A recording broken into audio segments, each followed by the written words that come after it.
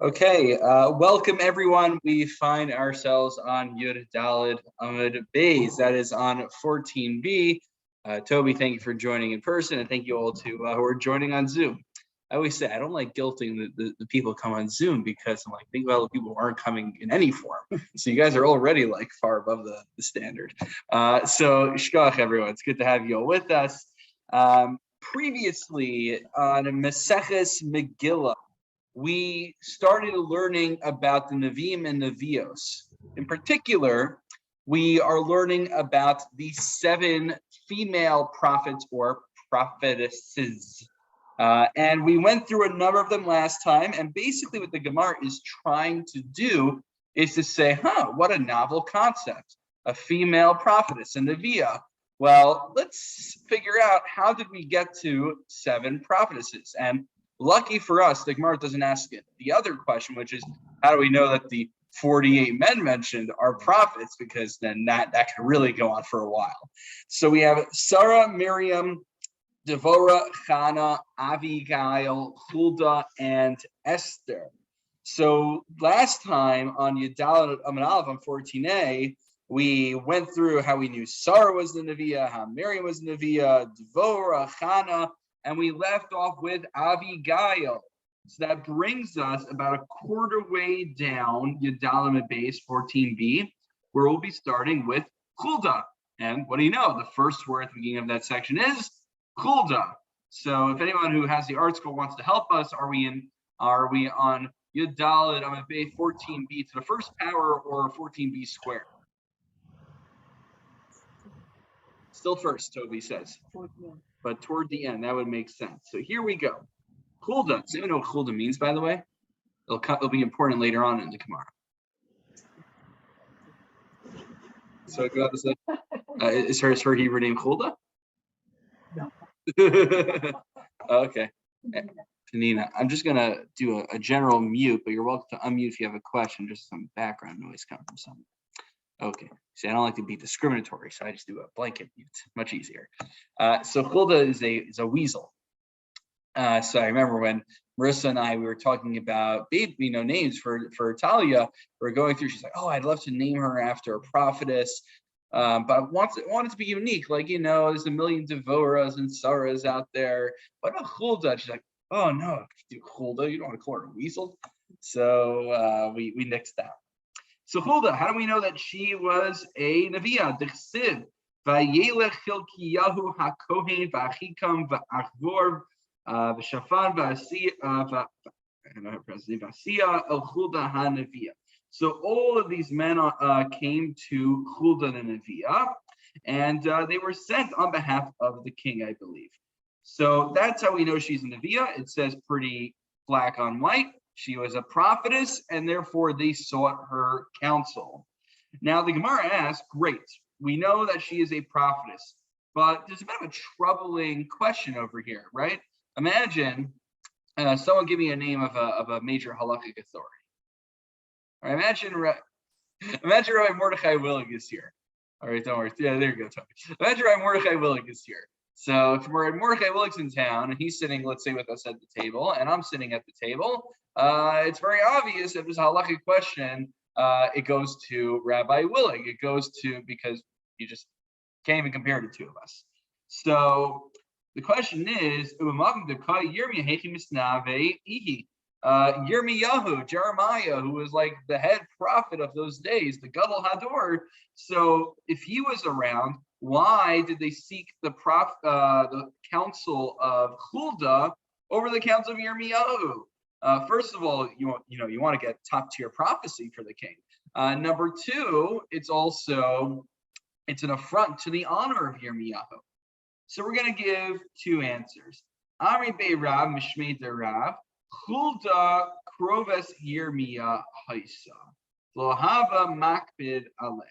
So Huldah was a relative of Yirmiyahu. Okay, Shkayach, who cares if they're relatives? So since Yirmiyah and Huldah had a warm relationship as relatives, Yirmiyahu didn't see this as an affront to his honor. He let them go to Huldah instead, right? So we were talking about this actually in our morning shir. We're talking about Agadatas. And there's a sugya that's related to this called harav shemacha kvodo macho ino kvodo macho. But the question is, it's mainly centered, I believe, in kiddushin. The question is, can a rabbi, a Talmud Chacham, forgo his honor? As we learned in a shir about a year ago or so, just because someone's a rabbi actually doesn't mean that they're a Talmud Chacham. I hate to break that to you. And but the Chavetz Chaim actually comes to the Chavetz Chaim, of course, is a Talmud Chacham, no question about that. He came to the defense of standard pulpit rabbis, and he said, if someone has the title, you have no right to cast aspersions upon them. But anyway, the question that came up is, one of the things you do for Talmud Chacham is you stand up when they come in the room. And so the question is, let's say he wants to be mochel, he waives that privilege, he waives that honor that is due to him. Is it effective? And part of the question over there is, well, is it my honor? Or maybe because I teach Torah, I'm a representative of God, I don't have a right to waive God's honor, the Torah's honor, which I am representing. So I haven't looked at the Mefarshim in particular on this line over here, but it'd be interesting to put this in conversation with that larger sugya. How could Yirmiyahu waive his honor and have them go to Huldah? Now, it might not be the craziest thing, because what the din is that when there's a student and a rebbe that are together, the student is not allowed to render halachic judgment in the presence of his rabbi. But we can easily say, okay, well, Yirmiyahu was living wherever Yirmiyahu was at the time. Huldah was living wherever she was. It wasn't like they were sitting in the same village or at the same table. They said, Huldah, what do you think, before Yirmiyahu?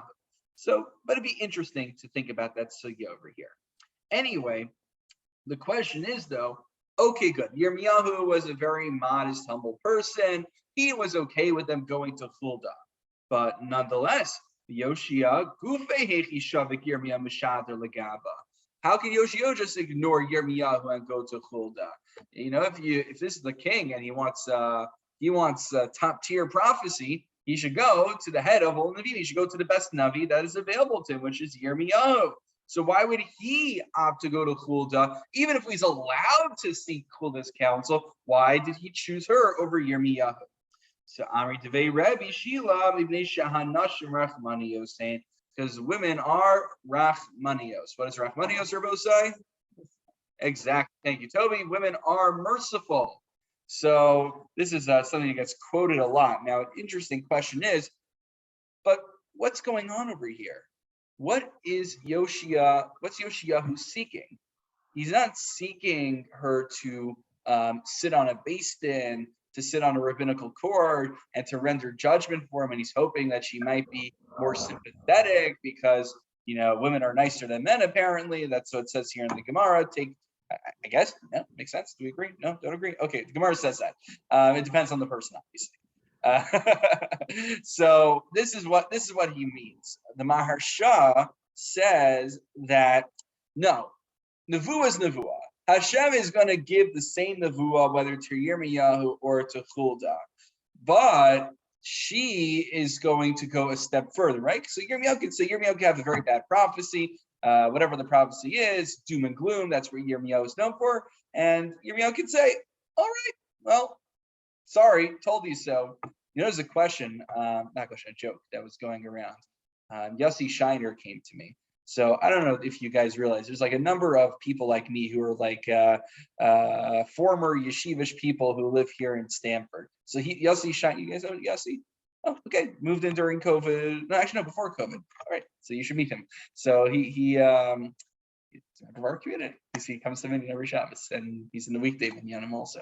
So he went to Chaim Berlin. So he's telling me this joke that's been going around in which there's a Chabad chassid, a Breslover chassid, which is the Rabbi Nachman guys, and a Litvak, just standard yeshivish guy, who they all go to Gehenna, they all go to hell. So Rabbi Nachman comes down and sees the Breslover guy over there. He's like, well, were you Ivdus Hashem b'simcha? Did you serve God with happiness every day? Did you grow your payas? He's like, oh yes, of course, I did the nananachs. He's like, okay, grabs him by the payas, pulls him out of Gehenna. Then the Lubavitcher Rebbe comes and he sees the Lubavitcher Chassid in hell and says, "Oh, well, do you do chitas every day? Did you study Tanya?" And he says, "Yes, of course, Rebbe. I always studied it so studiously." So he says, "Okay, I'll lift you out of Gehenna." He takes him out of Gehenna as well. Then the Litvisha guy, the Yeshivish guy, his Rosh Yeshiva comes, says, "Told you so." So. So he went around, he came to me on Shabbos. He's like, I told everyone it would go to Shalmas, and they all just stared at me. And one woman was like, why is Rosh Yeshiva so mean to him? So basically the joke is like the class of Rosh Yeshiva like is giving the Musar. And he's like, I told you you'd burn in hell if you didn't follow the Torah. So that's the mentality. So you got a little bit of like inside how the Yeshiva versus Chassidish world works in that regard. So anyway, for here, Yoshio were to go to Yirmiyahu, he was afraid he'd be like that Litvisha Rosh Yeshiva. He'd just be like, here's a prophecy, you're all going to burn, you're all going to die. Told you so, you should have repented. Which we see Yirmiyahu is actually more merciful, really cares a lot. But okay, so he wants a question. Huldah won't just give the negative prophecy. Presumably, she would go the next step and actually be Mavakish Rachamim and beseech God on their behalf. That's what it means, Nashim Rachmani is saying here. Paul. So I have a question. We were always taught not to rabbi shop, especially if you're looking for kulas. So this seems to say, at least for Rab Shaila, that it's okay to rabbi shop. Yeah, great question, Paul. Great question. So, Paul, this is before your time, but on my interview for Agudah Shalom, my shir was on this topic of Hachacham Sha'asar Ein Chavei Rashai Lahatir. That once you go to one rabbi for a psak, you're not supposed to get it overturned by another rabbi. So the reason not to rabbi shop in general, one reason might be is because halakha is all interconnected. So if you take like a kula from this rabbi and a kula from that rabbi, they might be contradictory kulas that both can't actually live together. They could be a tarti to sasri. The real issue is when one rabbi already tells you, like let's say you bring a badika cloth to him and he says this is tameh, this is dam nida, it's nida blood, and she is tameh, she's a nida now. So then you're not allowed to go to another rabbi for psak. Now, without getting too into the sugya, the question is it I'm not allowed to go to the other rabbi? But if I do, the rabbi could give me an alternative psak, or is that the second rabbi doesn't have the power to overturn the first rabbi? And it might differ based on if the first rabbi is a superior Talmud Chacham or not. There's a whole number of nafkaminas in that sugya.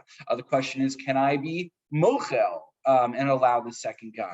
So it depends. So it's a whole entire shir, which I would love to rehash because I have to review it myself. But yes, there is a concept of rabbi shopping.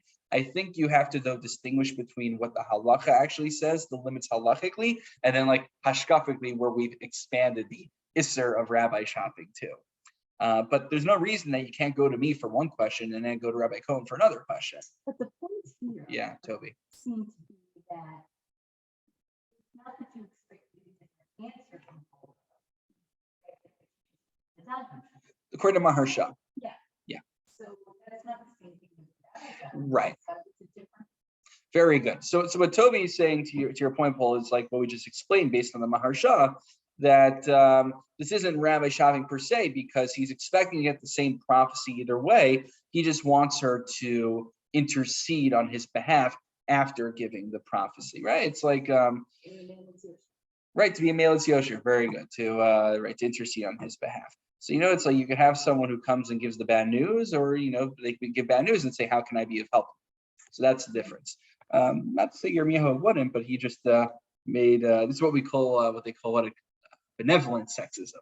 That's what they call it these days. All right. Let's go forward, Rabbosai. That was answer number one. Why did he go to Yirmiyahu? Yirmiyahu wasn't why did he go to Huldah?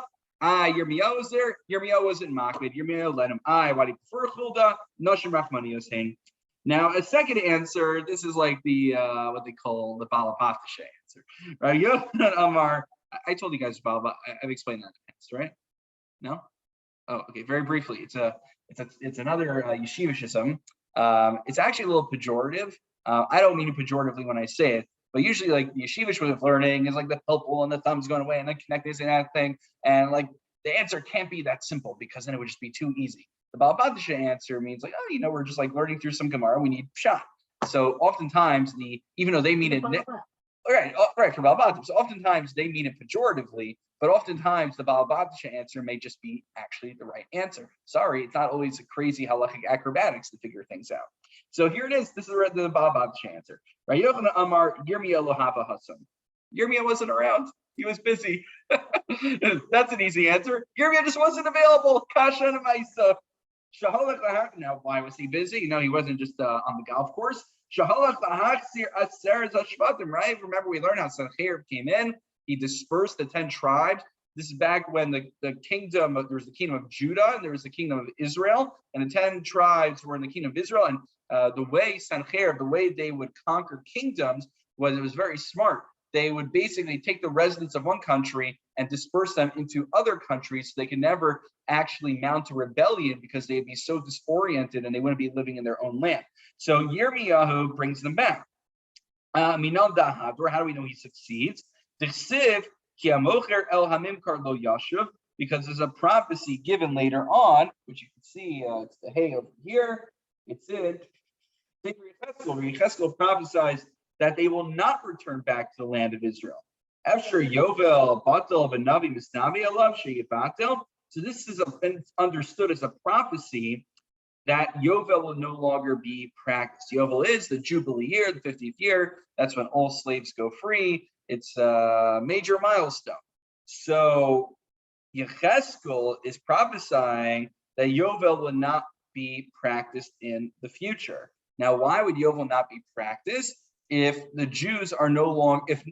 the Jews are no longer living in Israel, Yovel's not practiced, and many understand, just like Yovel's not practiced, Shemitah is not practiced either. We've talked about this a number of times in the past, that Shemitah, according to many, needs what we call bias kulchem. It needs to have the majority of the Jewish people living there. So the idea is, how can Yechezkel threaten with a prophecy saying that you won't observe Yovel in the future because the 10 Shvatim, they'll be dispersed, they will be exiled from the land of Israel? Aren't they already dispersed in the land of Israel? That's a hollow threat. Must be Yirmiyahu actually successfully brought them back, and then they get threatened that you'll be dispersed again, which I believe is what happens. So Yirmiyahu did successfully bring them back, and then we learned that Yoshio ben Ammon actually ruled over them. Even though Yoshio was from the king of Judah, he then had dominion over the 10 Shvatim when they came back. What is this tziyun? It's seen as like a gravestone or a marker of some sort, something that sticks out. So vayomer elav anshi ha'ir hakever ishpa Elohim asher ba mihuda v'kreis levar ha'ela asher asisa amizbeach beis el. So this grave belongs to this man of God who came from Judah, who prophesied regarding who declared regarding the Mizbeach, the altar that's found in Beit El. Who cares about Beit El? Beit El was in the territory of Israel, not of Judah. What concerns Yoshiyahu about a temple outside of his territory? So we see from here that Yoshiyahu indeed did rule over that Seres HaShvatim, and it was the 10 Shvatim who returned back and knew their land. They're the ones who told him about the history of the temple, of the altar that was there in Beis El. Okay, great. Nachman Amar Mehacha Gam Yehuda Shas Katzer Lech B'Shui Shvus Ami. He derives it from that. So we see that the 10 tribes actually returned back, and Yirmiyahu was successful. Now, why do we bring this all in? Just to show Yirmiyahu was busy. Yirmiyahu was occupied. He wasn't on the golf course. He wasn't playing tennis. He wasn't grabbing a coffee with someone. Therefore, he couldn't answer the shaila. But he was doing busy. He was doing important stuff. So, okay, very good. That brings us to the end of this section of Gemara. We are now done with Chulda for now. We'll get back to Chulda soon. Don't worry. We're about to get to our 7th and final prophetess. I feel like it's like some sort of contest here. Our 7th and final prophetess will be Esther Hamalka.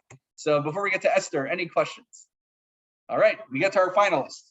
We are up to Esther. Esther, how do we know that she was a prophetess? Tichsiv. Vayhi bayom hashlishi vatilvash Esther malchus.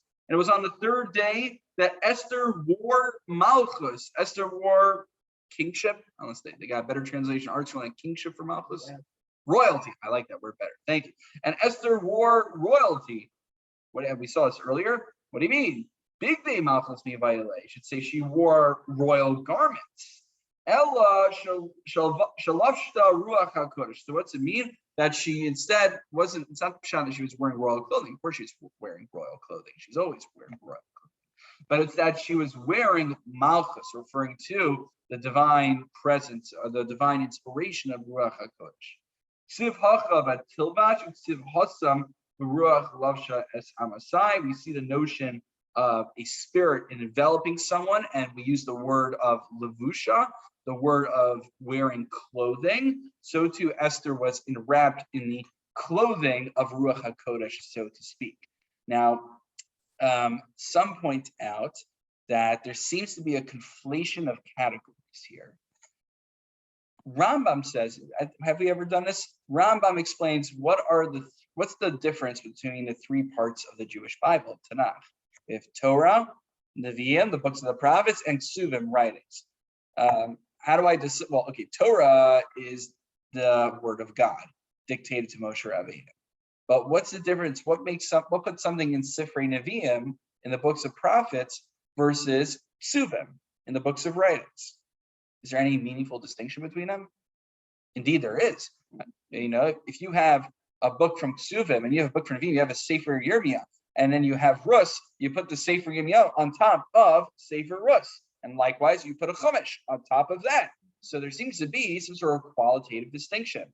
And I believe what Rambam says is that Sifrei Nevuah, books of the prophets, are written from prophecy. Whereas Ksuvim is a tier lower, they are written with Ruach HaKodesh, divine inspiration. Tehillim was certainly not dictated to David HaMelech. And there wasn't a prophecy that he got. Somehow we know that David HaMelech, when King David was writing Psalms, he struck that special chord, and the divine inspiration flowed in, and it was written with, it's like the electric assist. And if you have like an electric assist bicycle or scooter, it helps you go faster. So that's what he had. Well, David HaMelech could have received Nevuah, but we assume that Tehillim, though, is written with Ruach HaKodesh. I think David HaMelech. Right, but so Toby's asking, David HaMelech was not the Navi, Shmuel, Samuel was. So someone could, not be a Navi by profession, but they could, in theory, still get Nevuah. There were many people, we learned this last week, they got Nevuah just one time, and that was it. So, but their occupation was not a Navi, right? Okay, let's wrap this up. Okay, going forward. Around Nachman, lo ya yehirusa linashe. Okay. So yuhara, I think arrogance. I want to get this right. Is that how they translate in article? Arrogance for yuhara, haughtiness. So where are you? Next, Amar of Nachman. Yeah. Lo ya yehirusa linashe. Do they define? Interesting. So yuhara is usually arrogance. Interesting that they translate as prominence. Yuhara is not good for women. So Tarti Nishe Yehira Havion is son in Shemayim. There are two women who had a lot of yuhara, whether you want to say arrogance or prominence, and because of that, their names became despised. Chadashma Ziburasa, one of them, their name is a bee, that's Devora, this is in Aramaic. Chadashma Karkushta, and one of them, their name was Karkushta, which Rashi tells us is Chulda, it means weasel, so that's in Aramaic, that's their name. Diburasa, regarding Devora,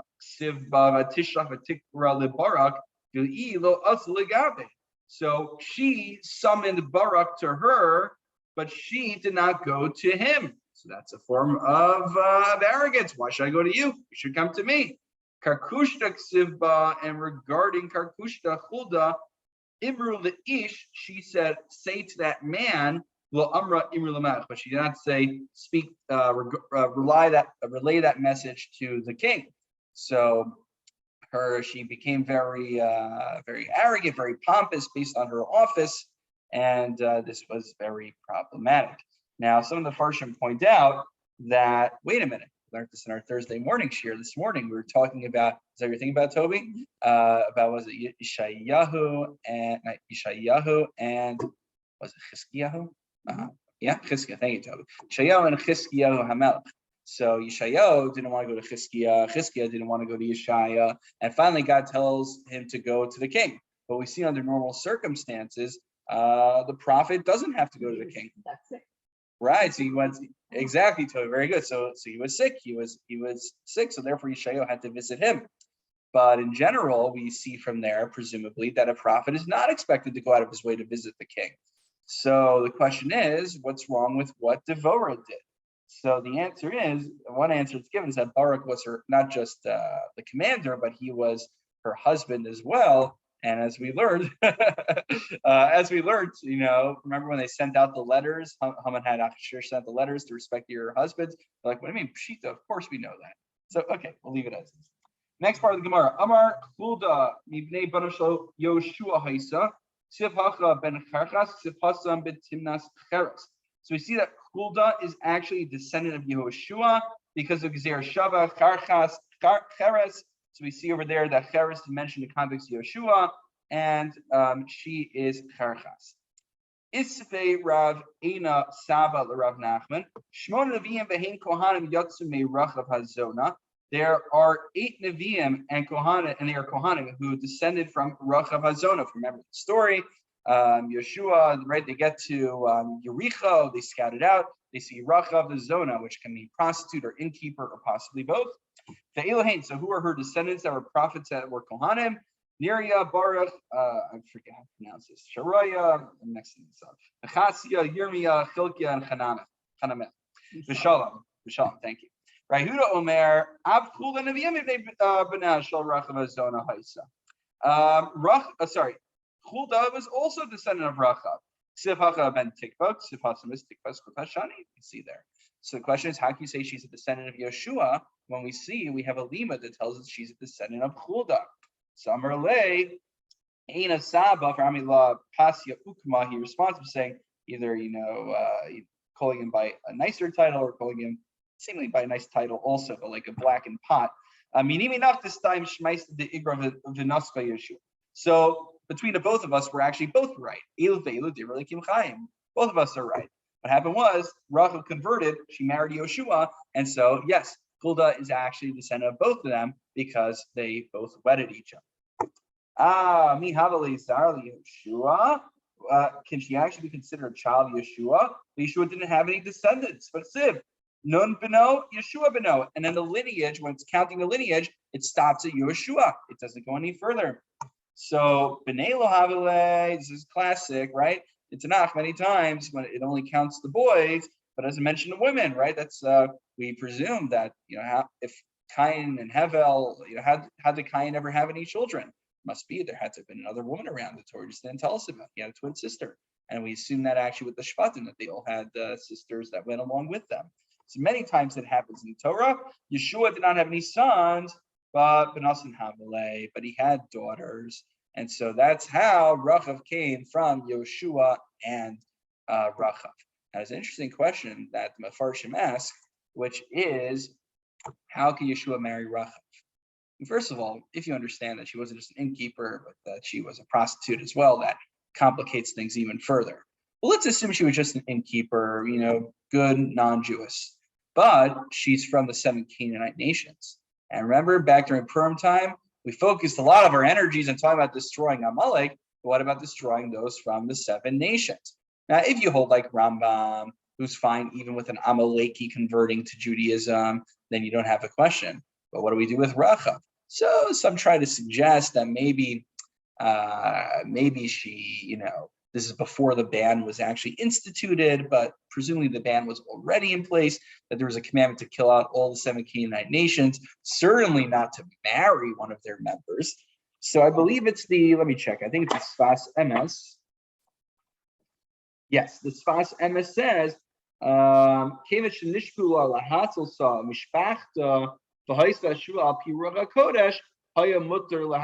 so perhaps bringing back in our good old friend, our new concept, Ruach HaKodesh, since Yeshua made an oath to her through God's Ruach HaKodesh to rescue her and to spare her when they conquered the city, that Ruach HaKodesh basically removed the status of a Kanani from Rachav. And once she was no longer a Kanani, it's fair for her to convert in and for Yeshua to marry her. So let's see, what do we got in Tosis here? Answer that Rachav was actually not a Canaanite origin. Yeah. In other countries, never resided. Yeah, so Kasha half most of the harmony of the field begins to make the class. So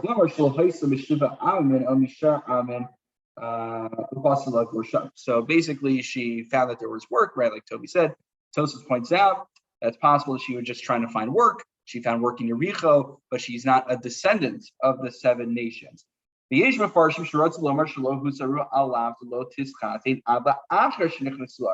Tosis gives another answer, which we mentioned. That's possible that she that the commandment against marrying any of the Goyim was only after they entered into the land of Israel. So they hadn't yet entered in. They haven't even entered Yericho yet.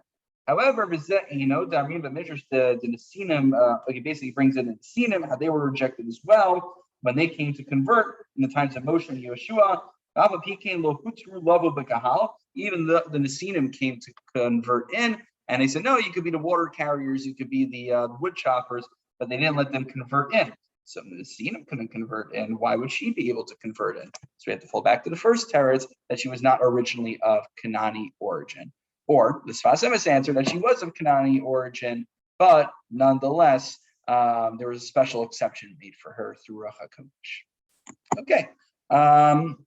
You know what? Oh, it's only 7:35. You know what? Let's just go a little bit further onto Tesvav and Aleph, because these last plot here, they look very intimidating. There's a lot of words on them, so it's always good to know that we made a dent into it before we start next time. So very small piece. You remember before we mentioned that Huldah had 8 descendants who were Kohanim Nevi'im.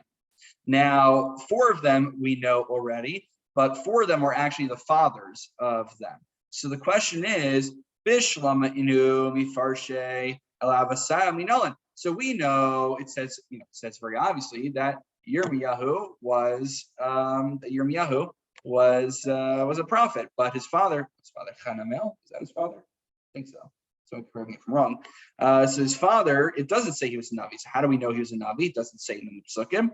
Kedu'ula damar'ula kol makom sheshmo v'shem aviv b'nevias b'yadua shehu Navi ben Navi. When it says someone was a Navi, ben so-and-so, it means to say that he came from perhaps a line of Nevi'im. Certainly his father was a Navi as well. Maybe not as famous, maybe not as prestigious, but he also was a Navi. Shmo v'lo shem aviv, b'yadua shu Navi v'lo ben Navi. So however, when it only mentions a prophet, but doesn't mention the prophet's father's name, it just means that only the prophet himself is noteworthy, but his father was not a Navi. Shmo v'shem iro, when it mentions a person and his city, mefurash explicitly, yadua shumei osa ir. So when we see that it says so and so was from such and such city, oh, guess what? They're from such and such city. Shmo v'lo shem iro. However, let's say it doesn't tell us where somebody's from. Yadua shumei shalayim. So then we presume by default that they're from Jerusalem. Final piece. So it's just interesting. Like when you read Tanakh, now you think about that, so you know a little bit about where people are from. The Masnisa Tana. So one final brisa. Kol shemasav v'maisa avosav sesumen. So in general, when we don't know much about a person or about his father's actions, uparlacha kasu be'echnen l'shvach, but the pasuk goes out of its way to praise that one individual. Gagon dvar Hashem asher haya el Tzefania ben Kushi ben Gedalia b'yadua shu tzadik ben tzadik. So when it goes out of his way to say, the word of God came to this person, so we see he's a good person, so we know that his father also was a good person. But likewise, the other side of the coin, when the pasuk goes out of its way, and the one thing it tells you is lignai is something negative, to go by he Yishmael ben Asani ben Elishama to come, and this guy came to come and kill Gedalia. It was the worst act ever done, because now we have some Gedalia, right? So it was such an evil act. No one cares that Gedalia died. We just care we have tzom now because of that. The Yadua Shu Rasha ben Rasha. So since it says that one thing about him, we know that not only was he a Rasha, but he was a Rasha ben Rasha, Rasha the son of Rasha. And we'll leave it off over there. And don't worry, we're not done with the Nevios just yet. So for all those who like to learn about women and the Bible and all that kind of stuff, I hope you're enjoying. And if you're not into that, I hope you're joining us anyway. All right. Shkoach, everyone. Have a wonderful evening. Thank you for coming. And as Hashem, we'll be learning together next week. All right.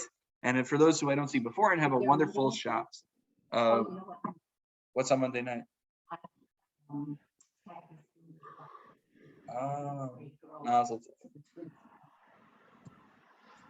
think I will have regular shiur Monday night. Okay. Well, we'll see each other when we see each other. Take care, everyone. Have a good Shabbos.